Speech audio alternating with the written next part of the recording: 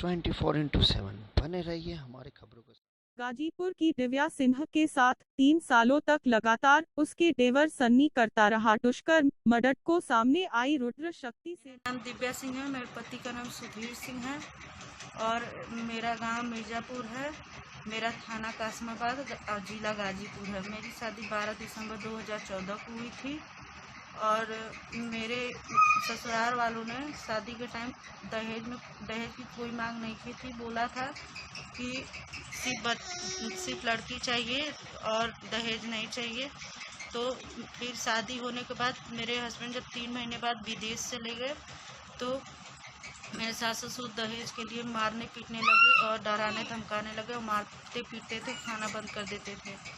उसके बाद फिर बोलते थे कि किसी से कही तो मैं जान से मार दूंगा और मुझे हमेशा प्रताड़ित करते थे दहेज के लिए। उसके बाद मेरे 1 महीने बाद मेरे देवर सन्नी ने मेरा बलात्कार किया। उस टाइम मेरे ससुराल वाले, मेरी सास लक्ष्मी देवी और ससुर सुरेंद्र सिंह और मेरी ननद सब लोग घर पे ही थे। मेरे जेठ सब लोग घर पे थे और मेरे को घर में ले जाकर मेरा बलात्कार कर रहा था और मैं चिल्लाती रही, चीखती रही, लेकिन कोई मुझे बचाया नहीं। उसके बाद जब 1 महीने बाद और डराए धमकाया कि अगर तुम किसी से कही तो मैं तुम्हें जान से मार दूंगा और इसी तरह डरा धमका के मुझे चुप कराते रहे और मैं लोग लज्जा की वजह से मैं किसी को भी नहीं बताई। फिर उसके बाद जब सन्नी का बच्चा मेरे पेट में पड़ गया तो मैं जब सन्नी को बताई तो सन्नी और मेरे ससुराल वाले ने सभी लोगों ने मिलकर मुझे ज़बरदस्ती दवा खिलाया और जब मुझे बहुत ज़्यादा ब्लीडिंग हो रही, मेरी बहुत ज़्यादा हालत ख़राब होने लगी तो मेरे ससुराल वाले यहीं कासमाबाद में उनकी चचेरी बहन का क्लिनिक है, रानी सिंह नाम है, उनके पति का नाम राजेश सिंह है, वहीं पे जाके और मेरा एबॉर्शन करा दिया। उसके बाद फिर मुझे दहेज के लिए मारते पीटते रहे और प्रताड़ित करते रहे और बीच बीच में ये हमेशा छेड़खानी करता रहा। सन्नी बनारस रहता था और जब भी आता मेरे साथ छेड़खानी करता था। नवंबर के टाइम जब ये आया बनारस से तो मेरे साथ ज़बरदस्ती करने की कोशिश की तो मैं सुसाइड करने के लिए अपना हाथ काट लिया था। उसके बाद जब ऐसे ही मारते पीटते रहे तो मैं डर के मारे जान से मारने की धमकी देने की वजह से मैं अपने हस्बैंड को भी ये सब नहीं बताई। और फिर उसके बाद ये दहेज के लिए हमेशा मांग करते रहे। फिर उसके बाद जब मेरे मायके में भेज दिए ये लोग हाथ काटने के बाद मेरे मायके, फिर वहाँ से मैं बनारस चली गई और वहाँ पे मैं पढ़ने लिखने लगी। फिर उस दौरान फिर मैं जब कभी कभी आती थी तो ये सन्नी मेरा देवर हमेशा छेड़खानी करता है और ज़बरदस्ती करने की कोशिश, लेकिन फिर मैं चली जाती थी और इसके घर वाले कोई कुछ नहीं बोलता था। जब भी कुछ बोलती तो ये लोग कुछ उसको नहीं बोलते थे और इसका साथ देते थे। उसके बाद फिर जब मैं आई लॉकडाउन के दौरान जब मैं आई थी बनारस से यहाँ पे तो मेरे देवर ने मेरे साथ बलात्कार किया। जून के महीने में मेरे साथ बलात्कार किया और मुझे जान से उस दौरान मेरे घर पे मेरे ससुर और सास घर पे ही थी और मेरे हस्बैंड भी लॉकडाउन के दौरान आए थे लेकिन घर पे नहीं थे, वो कहीं गए थे। तो मेरे सास ससुर के सामने ही मुझे घर में ले जाके और मेरे सास ससुर घर रूम के बाहर ही रहे लेकिन वो कुछ नहीं बोले और मेरे साथ बलात्कार किया। फिर उसके बाद मुझे मार डालने के लिए धमकी दी कि किसी को बताना नहीं और हमेशा ही ऐसे मार डालने की धमकी देते थे। जब उसका पेट में बच्चा पला तो मैं डर के मारे अपने हस्बैंड को नहीं बताती रही कि मुझे जान से मार देंगे। और उसके बाद मेरे हस्बैंड सोचे कि मेरा बच्चा है इसलिए कुछ वो नहीं बोले। फिर जब मेरे हस्बैंड कुछ दिन बाद चले गए कमाने तो ये लोग मुझे फिर से मारना पीटना, दहेज मांगना ये सब करने लगे। उसके बाद फिर 2 सितंबर के टाइम मुझे मेरे ससुर और सास और देवर ने मुझे मारा पेट में मारा, मुझे ब्लीडिंग होने लगी तो मुझे यहीं मऊ जिला फातिमा हॉस्पिटल में एडमिट कर दिया गया ताकि मेरा एबॉर्शन करा सके। वहाँ पे डॉक्टर मना कर दिया, मुझे ब्लीडिंग हो रही थी तो डॉक्टर मेरा बच्चा बचने की वजह से मना कर दिया कि हम लोग एबॉर्शन नहीं करेंगे, बच्चा बच गया है। वहाँ पे मैं डर के मारे किसी को नहीं बताई कि मेरे साथ ऐसा हुआ था, मारे पीटे थे। उसके बाद फिर जब वो लोग जब मुझे घर पे लेके आए तो मुझे फिर से काम उम करवाना, डॉक्टर के मना करने के बावजूद भी मेरे साथ काम उम करवाना शुरू कर दिए।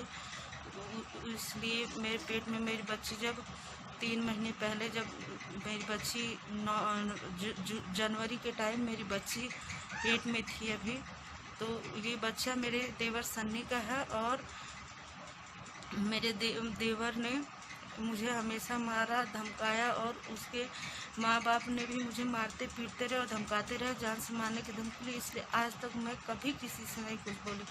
जब मेरी बहुत ज़्यादा तबीयत ख़राब हुई, मेरे पेट में ही बच्ची थी, तो उस दौरान जब इन लोग को मैंने बोला दवा के लिए तो ये लोग नहीं ले गए। तो आरएसएस की टीम रुद्र शक्ति सेना नारी शक्ति को मैंने सारी बात बताई तो उन्होंने मेरे को एम्बुलेंस बुलाया और मेरा दवा कराया और फिर घर पे ला के छोड़ने के लिए सब फिर रुद्र शक्ति सेना के द्वारा हेल्प मिला और मेरे तबीयत में सुधार आया।